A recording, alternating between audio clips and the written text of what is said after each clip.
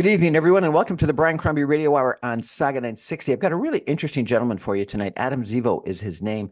I came across him on LinkedIn because somebody that I respect says he's one of the nicest, friendliest guys from the other side of the political spectrum that he knew. And so I thought it was interesting that two gentlemen that are on opposite sides of a political spectrum can get along, can respect each other, can have great debates and conversations. And so I thought it would be fun to get him on. He is a regular columnist with the National Post. He's executive director of the Center for Responsible Drug Policy.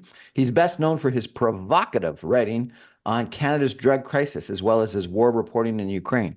In the late 2010s, he was the founder of an organization called Love is Love, an LGBTQ advocacy campaign known for producing large-scale art installations, including Toronto's Big Gay Bus. Adam Zivo, welcome to the show. Oh, thank you for having me on the show. It's lovely to meet you. It's lovely to meet you, sir. So tell me, why are Canadians' drug policies broken? Well, the problem is that our drug policies tend to exacerbate addiction and enable it rather than shepherding people to recovery.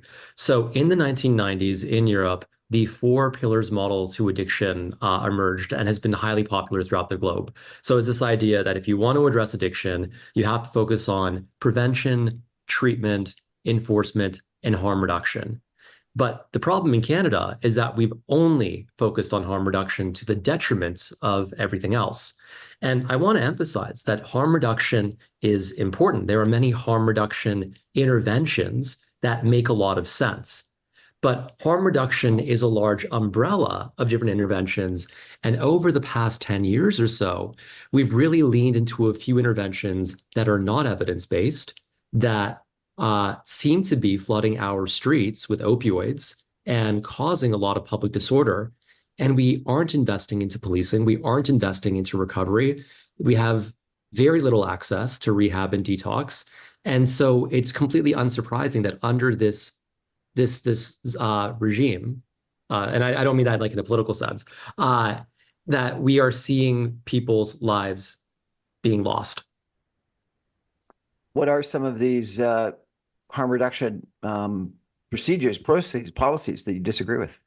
Well, Safe Supply is the one that I'm best known for writing about. And so Safe Supply is this idea that we can provide people, that we can save lives by providing people with pharmaceutical alternatives to illicit substances.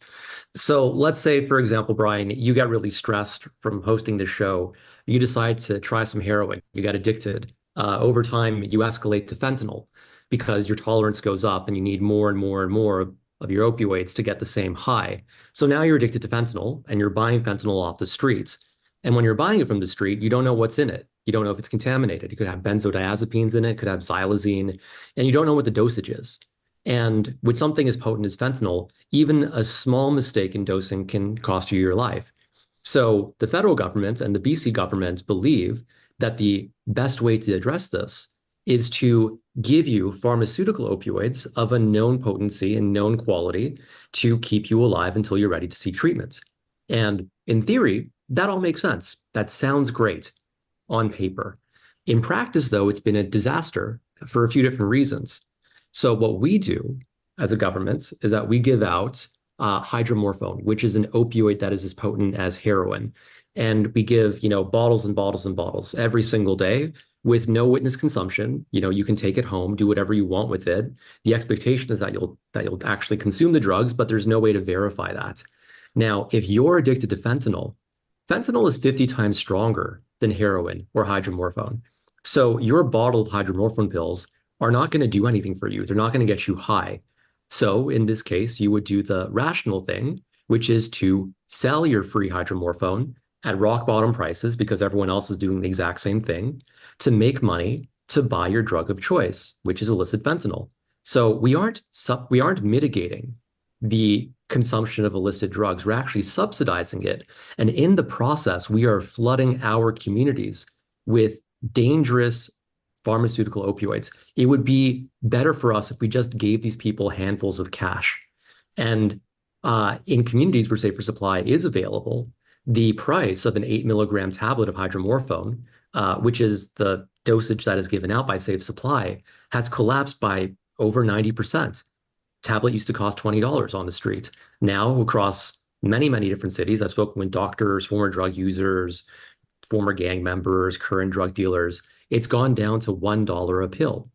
And youth are accessing these drugs and getting hooked and then escalating onto fentanyl, which kills them. It's really concerning. Sounds like a vicious circle. So what's the solution? Forcing people to consume the hydromorphine on site? That would be part of it. So I think that there's a responsible model of safer supply out there. And the idea, first of all, is that you would have supervised consumption like you do with methadone, because that would cut out the diversion issue pretty much 100%. But there's a problem here. Right now, what I'm hearing from former drug users is that about 80 to 90% of people sell their hydromorphone because it's not fit for purpose. And that's the main appeal, is to sell it. So if you require supervised consumption, that incentive is taken away. So you have to give people the drugs that match the potency of what they're used to. So I would actually argue that we do need to give out, in this case, if we're going to go with safe supply, safe, quote unquote, fentanyl. I mean, fentanyl is never safe, but it's relatively safer than on the streets. But with the caveat that supervised consumption needs to be strictly required. On top of that, what I'm hearing from addiction physicians is that because we give out safe supply with no expectation of recovery, there's no end game there. We just basically give them unlimited drugs in perpetuity. People are disincentivized from seeking recovery-oriented treatments. Because why do the hard work of recovery? Why go on methadone? Why taper down when you can just get your free dillies? Dillies is the slang term for safer supply every day. I've had physicians who have basically had no new patients over the past year and a half because we expanded safer supply in 2020. So we need to make safer supply recovery oriented. So instead of giving it out forever to someone, you say, we're going to give it to you for a few weeks or a few months to help you transition onto traditional addiction medications. But we're not going to enable you by just giving you as many drugs as you want for all of time. What's your evidence that this is actually happening at scale rather than just, a couple of people you talk to? Well, so, I mean, it began with anecdotal evidence because basically this hasn't been studied. So I spoke with dozens of physicians who are seeing this in their clinical practices all across Canada. And when I reported that last year, the federal government basically said this was all disinformation and a lie. Then eventually it was corroborated in data. So Dr. Sharon Koivu, who is a physician in London, Ontario, where Safer Supply was first piloted, did a chart review of her patients between January and June of 2023 and found that 1/3 of patients who were not enrolled in a Safer Supply program self-reported accessing diverted hydromorphone from Safer Supply. There is the president of the BC Association of Chiefs of Police testified in Parliament earlier this year that half of the hydromorphone being seized recently in BC can be attributed to Safer Supply. So Safer Supply at least double the hydromorphone volumes in the black market in that province.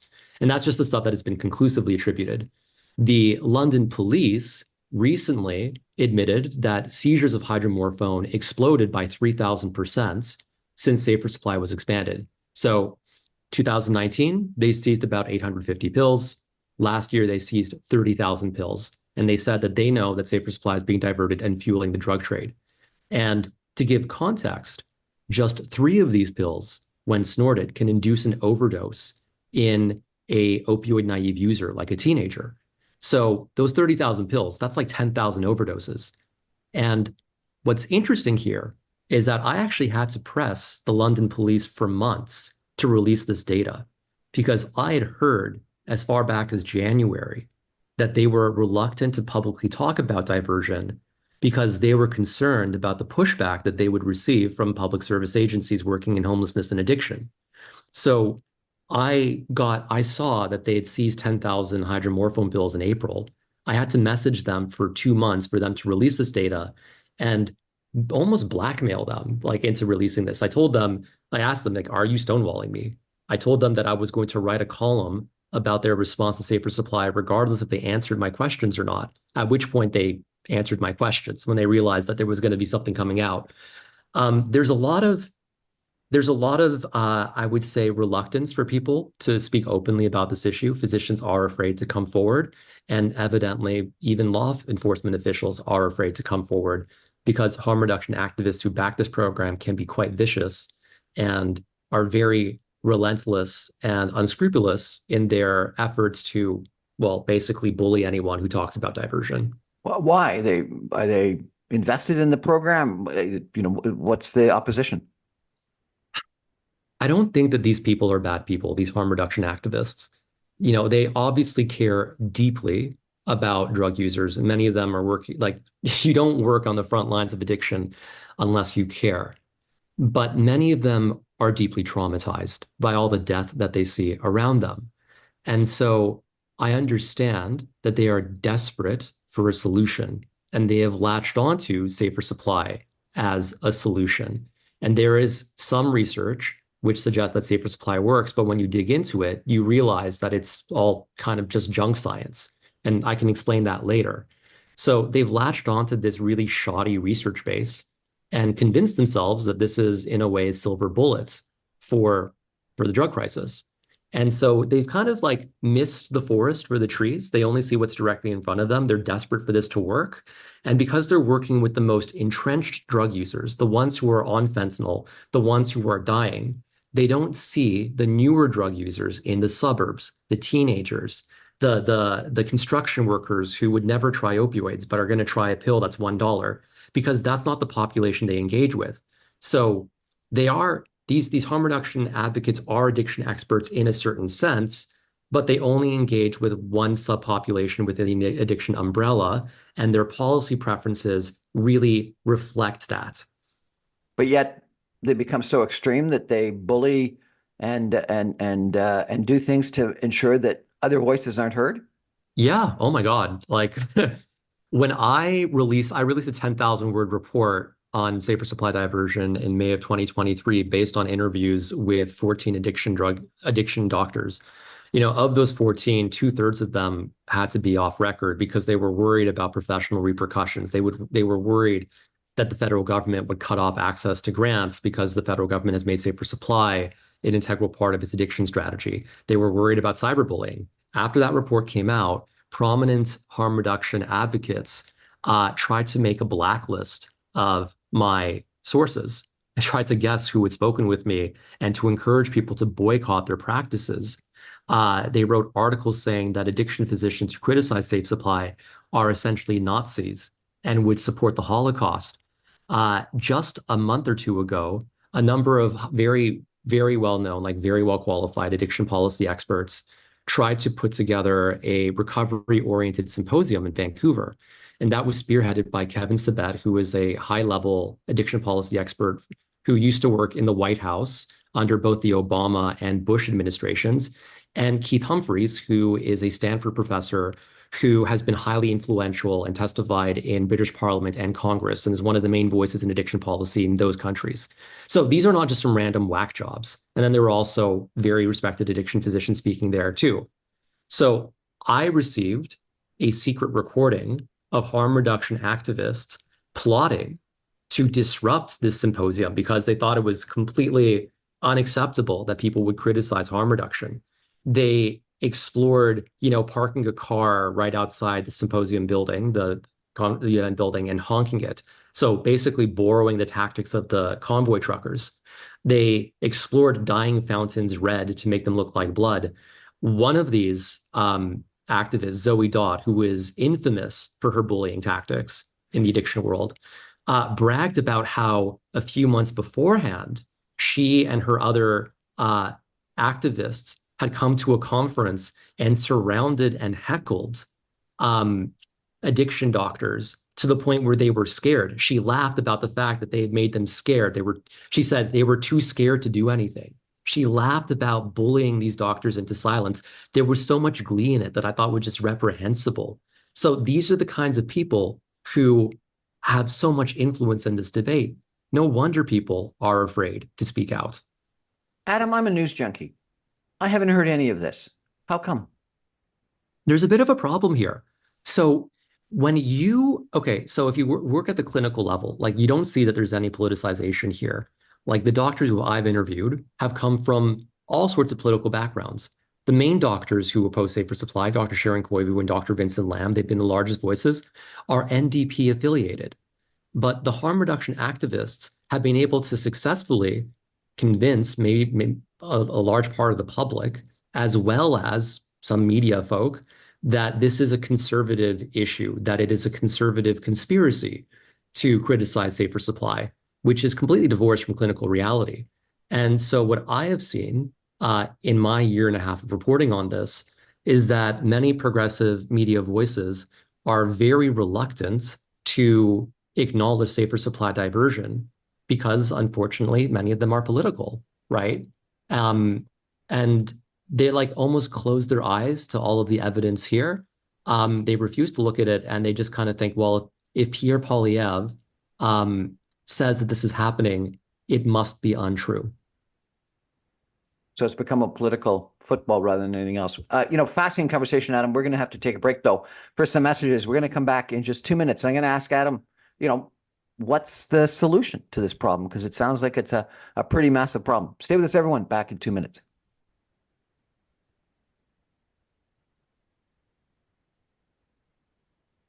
Welcome back, everyone, to the Brian Crombie Radio Hour on Saga 960. Really interesting conversation with Adam Zivo about addiction and safe supply. And it's been an issue that, frankly, I've got to tell you, I get, different points of view on numerous different occasions in regards to safe injection sites, safe supply, addiction research, et cetera. And it is difficult to try to figure out what the right solution is, Adam, because, we hear these stories of safe injection sites and violence and crime around them. And drug paraphernalia being left in parks and on streets and things like this. And yes, then we get criticism that the people that are criticizing that issue are right-wing zealots that are really just trying to take away this safe supply and have people die, and that they're unfeeling and unappreciative of life to people that are addicted. So it's a difficult issue, and you're right. It probably has become very political.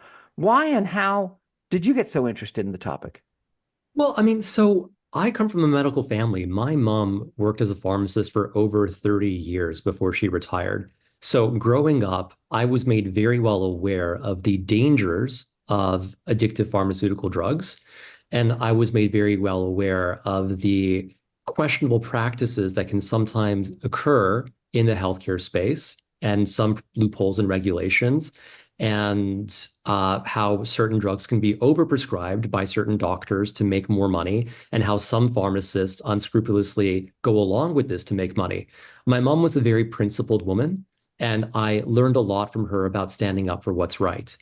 Now, back in like 2021, 2022, when I started writing for the National Post, I wrote a lot about crime and public safety because I lived in Toronto's gay village where it was a huge problem.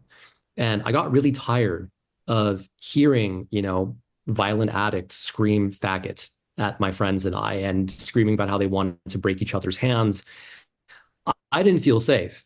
And I'm a big, burly guy, right? So, I mean, imagine if you were, a thin, small, effeminate gay man instead. And whenever I would talk about this, I realized that there was, this big problem where people who didn't live in this neighborhood, who lived in nice, safe neighborhoods, would say that I was shaming the poor, that this was evil. And it's like, well, no, I want these people to have a great life, but they also need to respect their surroundings, right? People have a right to safety.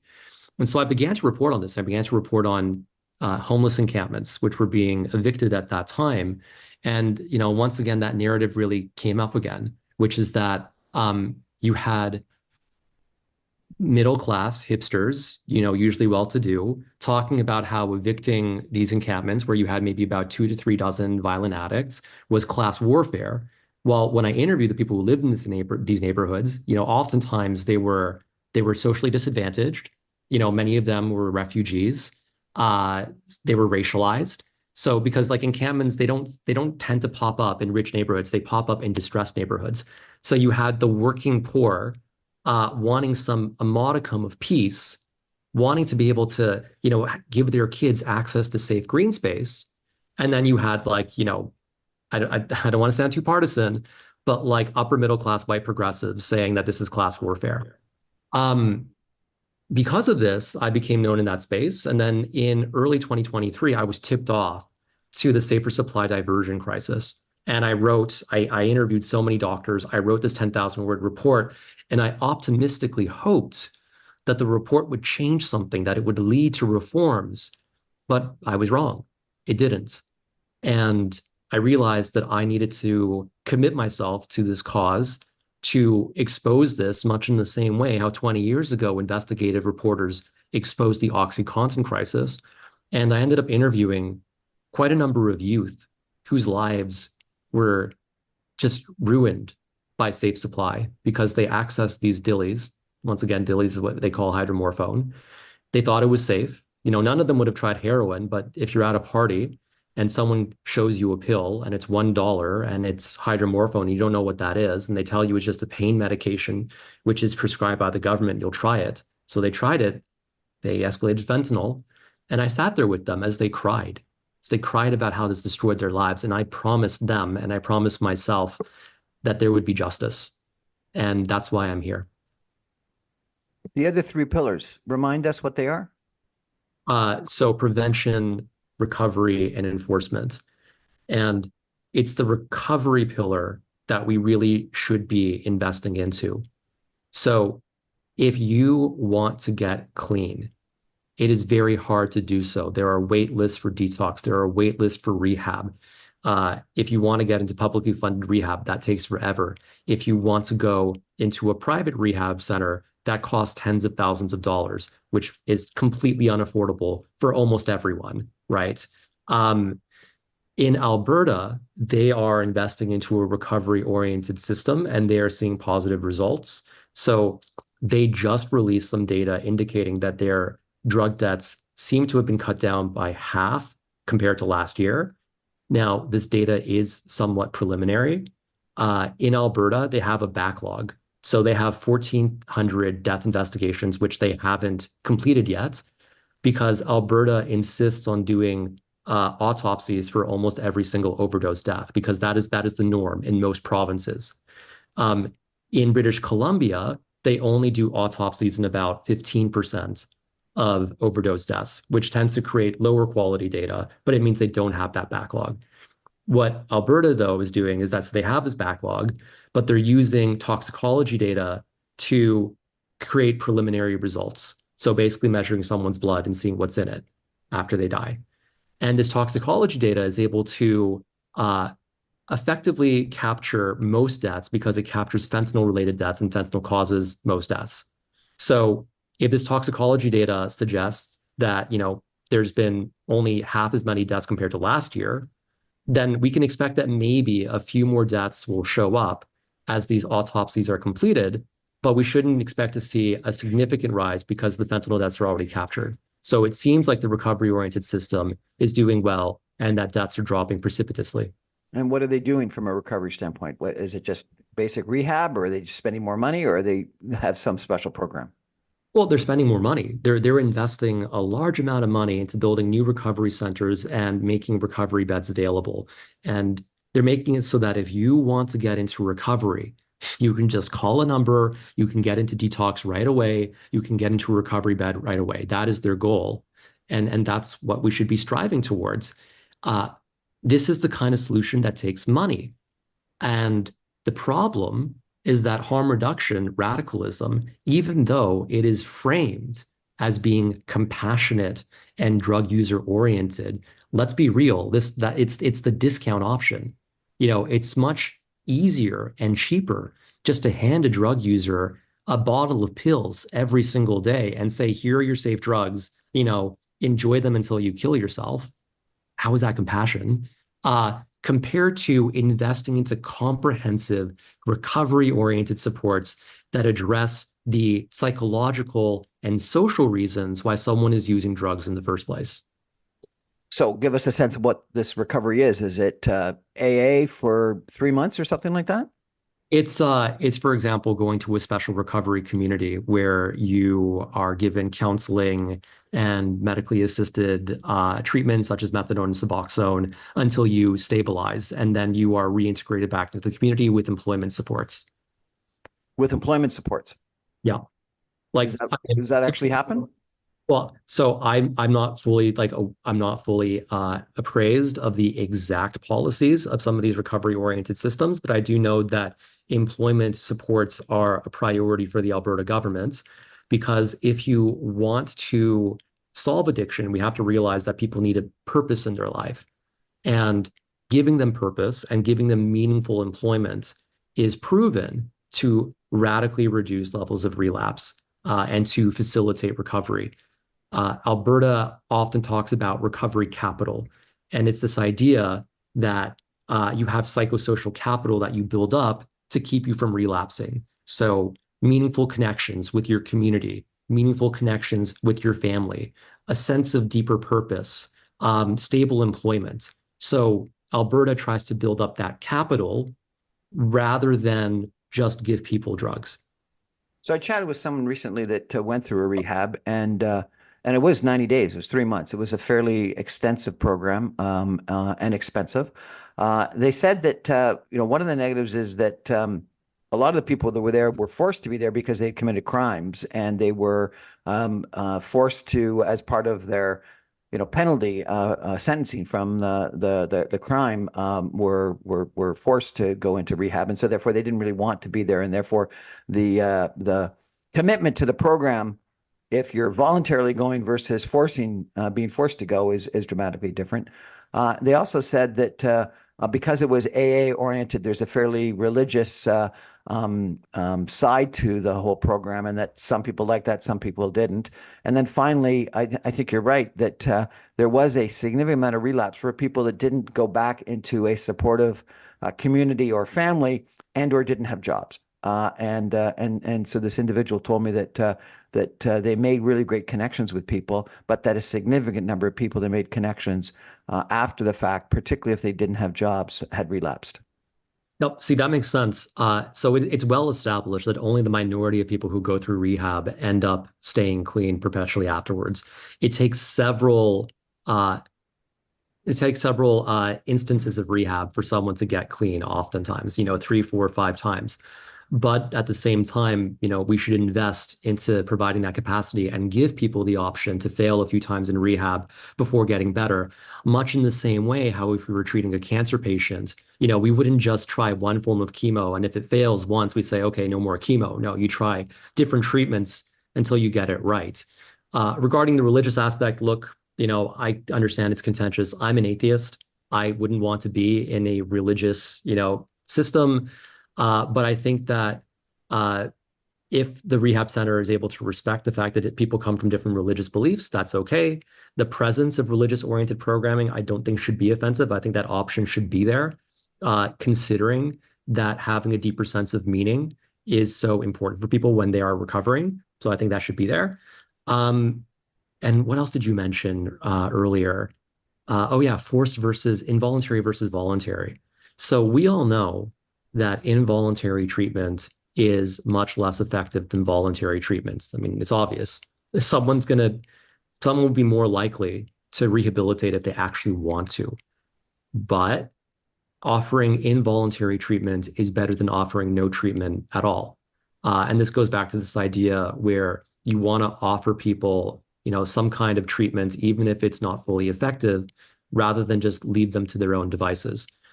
What I think would be an interesting conversation here is whether or not we should mandate a drug called Sublocade. So Sublocade is basically, it's buprenorphine, which is like methadone. So it's a long-acting opioid that suppresses your withdrawals. And Sublocade is a once-a-month shot where they inject into your body as a gel, and then it dissolves over the course of a month. And during that month, you have a steady dose of that medication, and you don't want drugs at all, right? Like you are protected from overdose, you have no cravings. It is essentially a opioid vaccine.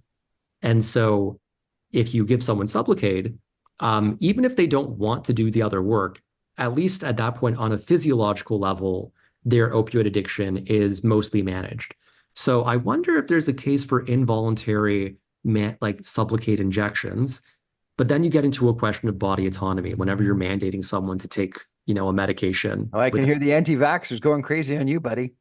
Yeah, I know, but we got to be creative, and maybe we could try to incentivize people to take Sublocade by saying that your punishment for a crime would be reduced if you signed up to this treatment. Who knows? A really interesting issue. I've heard some people tell me that this drug use went up dramatically during COVID. And it was because, people were isolated, they were bored, they may not have been working, and that it started out as recreational use and then people got hooked. And so that therefore some of the current incidents is sort of a function of the pandemic and stay-at-home obligations rather than necessarily something that is always going to be happening. What do you say to that? I would say so. I mean, people use drugs for a reason. They use it to medicate themselves when they're faced with psychological issues or social exclusion. I mean, very few people just decide at one point to say, I'm going to go to escalate to heroin, right? So oftentimes people who use drugs, they have underlying trauma. Maybe they were sexually abused as a kid. Maybe their parents' marriage was broken. They have a lot of adverse experiences in their youth. And COVID increased a lot of, these adverse experiences. COVID was traumatic for many people. No one enjoys being isolated. No one enjoys the sense of economic insecurity that comes with a global, once in a generation crisis. Um, and so I think that COVID has been a big part of this epidemic, but it's not the entirety of it. And I hate to go, I'm going to go back to the safe supply thing.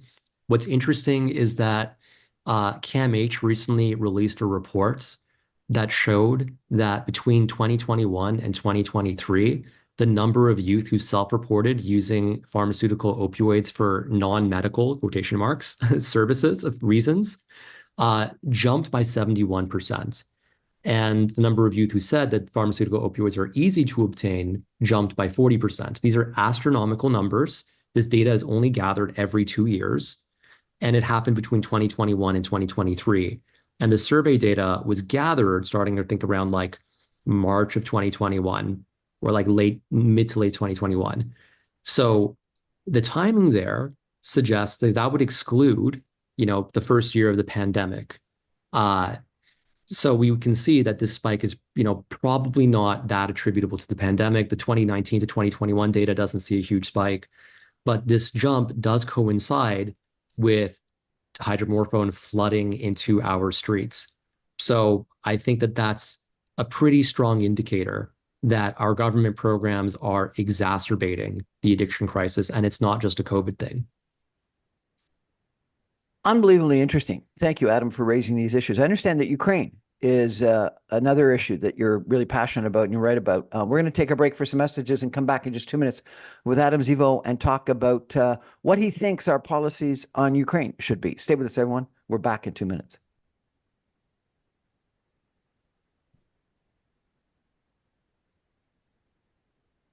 Welcome back, everyone, to the Brian Crombie Radio Hour on Saga 960. I'm having a really interesting conversation, a challenging one, frankly, for me, with Adam Zivo, because he is challenging some assumptions that I had on safe injection sites and safe supply. And I think he's got the facts to bear up his argument. So that's kind of interesting.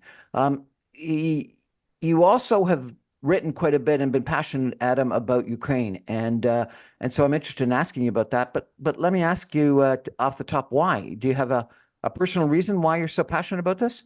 Yeah, so I mean, when the war began, I was working a day job as a technical writer and then, writing for the National Post on the side. And I wanted to do more, wanted to help out. So I ended up actually quitting my job and going to Ukraine for about 10 weeks to report all across the country. Went to Lviv, Kyiv, went to Kharkiv, got shelled there. They missed, which is great because otherwise I wouldn't be here. And I'm not a fan of dying. It's not on my itinerary. And then I went to Odessa and I was a little bit traumatized from the shelling, which I didn't want to admit at the time. And I had a week free and ended up meeting this, Ukrainian guy. Supposed to be just an hour-long coffee date, wanted to kind of meet a local who could show me around the city.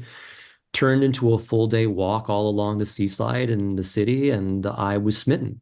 he was the most wonderful person I'd ever met. He just radiated kindness, a gentle heart in a way that I'd never seen before. And so we saw each other every single day.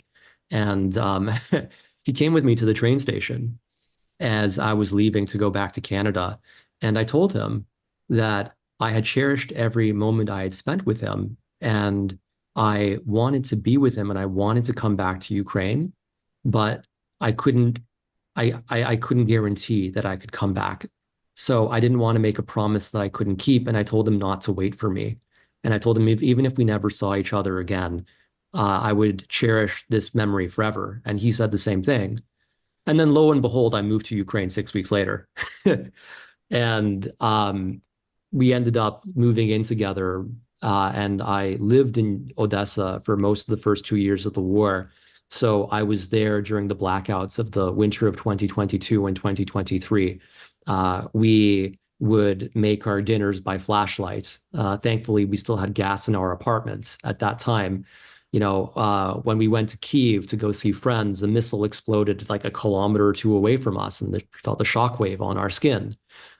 We've hid in the hallways together while we hear explosions outside in our city. Uh, we've even had like cute moments where, he'll go to work, I'll be in the apartment writing because I work from home. And during the blackouts, he would send me a message saying, there's rumors that there's going to be a very big missile strike today. We might lose water. So can you just please fill up the bathtub for when I get back home? So we have that water there. And I love him dearly. And so I spent a lot of time in that country and I have many friends there. And it's a beautiful place. It's a beautiful culture. The people there, I admire them profoundly for their resistance and for their commitment to their independence. But I don't think that the world is doing enough to help them out. And I can see the weariness and the exhaustion that is setting in. What happened to the relationship? Why aren't you there now? Well, I was actually there just last month. And I'm going back there August 18th for another 5 weeks. I can't be there as often as I would like anymore because after a while I had to come back to Toronto, to focus on my regular work. Now I'm the executive director of my own nonprofit, and obviously the sponsors want to see me here. They don't give you money to write about Canadian drug policy, and then, they don't like it when they see you in like Ukraine for a year while that's happening.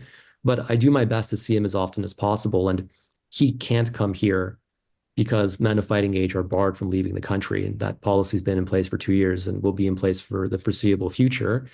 We're working on a immigration sponsorship application because you don't have to be married if you can show that there's compelling reasons why you can't get married.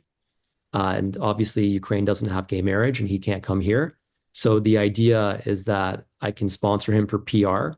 And when the borders open, that he can come to Canada, we can get married here and we can be together finally.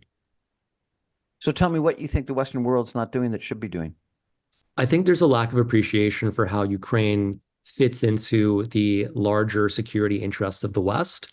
It's often emphasized that if Putin ends up capturing Ukraine, that he will move forward into the Baltics, Moldova for sure, and that will destabilize Eastern Europe, and then that will embolden China to take Taiwan, and then lead to greater conflict between China and Japan, which would then incentivize Japan to basically renuclearize and remilitarize.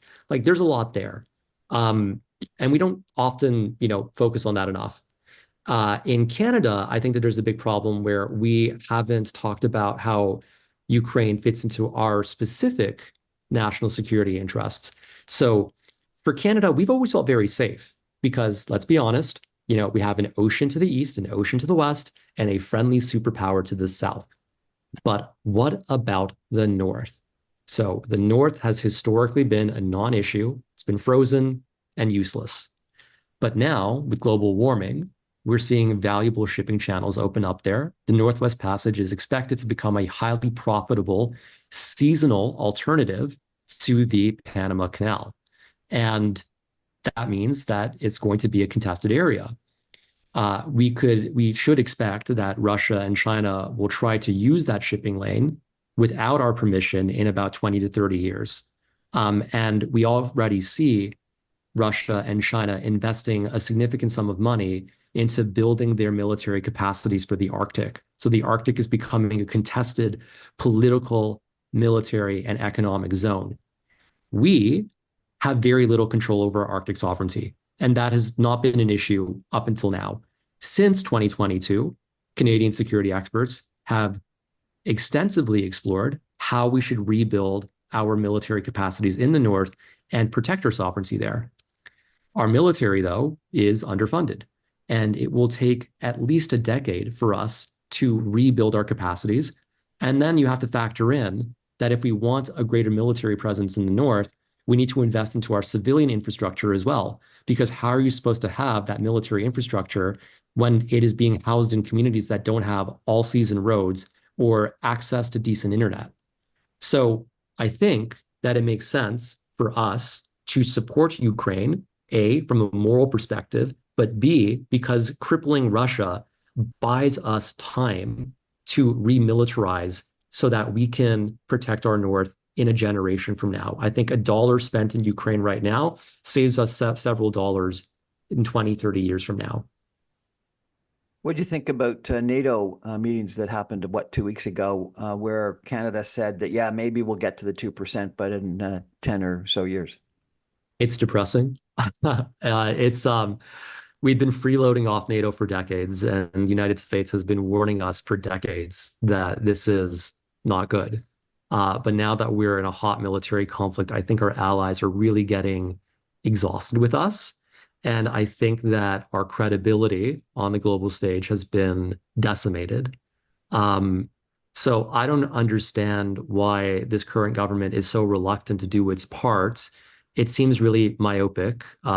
Once again, going back to the Arctic sovereignty thing, we won't be able to protect our Arctic sovereignty effectively by ourselves. We will need our allies to help us. So why have we spent decades pissing them off? And why are we not course correcting in an evolved global security environment? So Putin has argued at times when he's rational, maybe rational, that the expansion of NATO toward Russia was a risk to Russia, and that's one of the reasons why he initiated the invasion of Ukraine. And then, on the other side, people have said that frankly, the Russian invasion of Ukraine was the inducement for NATO to expand, particularly to Finland and Sweden, et cetera, and now potentially considering the inclusion of Ukraine into NATO. So tell me, what do you think the role of is NATO? What the role of NATO is in this whole dispute? Is it a positive or is it a negative? I'd say it's a positive. So I'm going to talk about two different factors here. So first of all, Putin often invokes NATO as a justification for the invasion of Ukraine. But when you look at his rhetoric about Ukraine, it's very clear that he sees Ukrainians as like a false nation, as essentially an artificial nation that that these people are actually Russian. And there's a long history of that. I mean, Russia has spent centuries trying to Russify the Ukrainians. Putin made his views well known in a 5,000-word essay called The Historical Unity of Russians and Ukrainians, which was published in the summer of 2021. And when you read that, you clearly see the mindset of a man who wants Ukraine to be subjugated and assimilated to Russia, regardless of contemporary military alliances. Now, when it comes to NATO expansion, I think that there's an underlying problem with the way that it's framed. People always say, oh, NATO expanded east, as if NATO is this, army marching eastward. What we're forgetting is that Eastern European nations asked to join NATO. They were desperate to join NATO because they had spent decades under Russian subjugation in the Soviet Union, and they were scared that this would happen again. Rightfully so, what we see with Ukraine. And when you're in Ukraine or when you're in Eastern Europe and you ask Eastern European peoples about about NATO expansion, they tend to find that framing deeply condescending because it erases the agency of Eastern Europeans. And when Westerners say, well, Ukraine is in Russia's sphere of influence, I think the Ukrainian response tends to be, well, we were in their sphere of influence because they conquered us centuries ago. They colonized us. They engineered a famine in our land. They banned our language. They tried to Russify us. So And because we're in their quote unquote sphere of influence, we're not allowed to have our own alliances. We're not allowed to have our own autonomy, our independence. Um, it's it would be like saying like this kind of rhetoric would be inappropriate in most other contexts. Imagine, for example, if Algeria, 50 years ago, or let's say that, sorry, in the mid 20th century, tried to find allies in its war of independence against France. And then people said, well, actually, Algeria is part of France's sphere of influence. So let's give Algeria to the French. And the Algerians will say, well, yeah, because they conquered us. We don't want to be in their sphere of influence. We're our own people. It's the same principle. Uh, but there was a fair amount of Russian influence in Ukraine, and I've done work in Kiev. Half the people I interacted with were Russian speaking, and I went down to the south to Odessa to Crimea, and even more so Russian speaking. And the church that they were associated with was Russian Orthodox. The banks that they banked at were Russian banks. The culture they participated in was Russian culture. Well, yeah, What do you say to because that?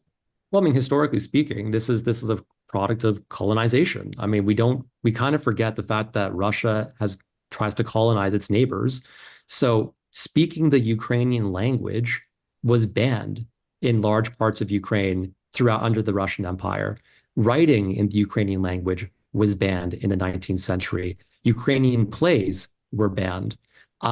If you wanted to succeed as in society, you had to speak Russian. If you wanted to get a PhD, your PhD had to be written in Russian. So all of the policies that were imposed upon Ukraine under the Russian Empire and under the Soviet Union created really strong incentives for people to Russify, much in the same way how colonial European states put in policies that forced nations all across the world, including many African ones, to adopt English or French as their language.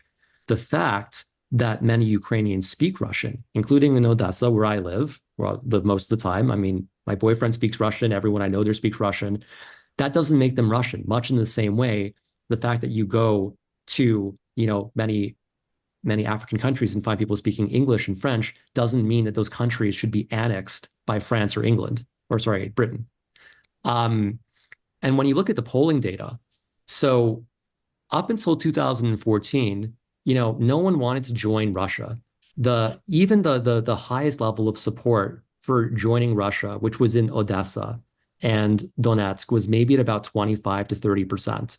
Most people wanted to have some kind of special relationship with Russia where they would have, like, for example, more porous borders, but no one wanted to actually have a formal union with them. Now, after 2014, that changed because it turns out that if you wage war against a country, that people will get really mad at you. And so support for joining Russia plummeted to about, I think, 5 or 10% across the nation. And then since the war in Ukraine expanded in 2022, there's been almost no support. In Kharkiv, which is a city 40 kilometers from the Russian border, there used to be a very significant pro-Russian population, right? About 25% of the population was pro-Russian before the war. Now, that has disappeared. And I've spoken with lots of people in Kharkiv, and they say in the first few weeks, the pro-Russians were confused. They say, why is brother bombing brother? But as they watched their buildings be destroyed, as they watched their acquaintances, friends, and family die, as they had to deal with being cold and in the dark in winter, the love that they had for Russia evaporated. So once again, historically speaking, this idea that Ukrainians want to join Russia just does not pan out in polling data. And any warm sentiments that existed towards Russia have now been destroyed. I understand that 1 in 4 Ukrainians have blood relatives in Russia. Well, yeah, because when you have the borders neighbor each other, much in the same way how you would imagine that in Ireland and the UK, there's intermixing there as well. Once again, wait, let me fact check that because I know that in Eastern Ukraine, there's a lot of mixing. In Central and Western Ukraine, I'm not sure, but I would have to fact check that information. But even if you say that 1 in 4 have some intermixing, I mean, the vast majority of people do not want to be part of Russia and are not ethnically Russian. Adam, I Um, really like the way that you've sort of used the comparable of African countries that speak either English or French and colonialization. It's an argument that I haven't heard before, and I think it's a comparable that's very helpful to understand the situation and understand the Russification of Ukraine. Thank you for that. We've got to take a break. We're going to come back in 2 minutes with some quick concluding comments. Stay with us, everyone. Interesting, very interesting conversation today.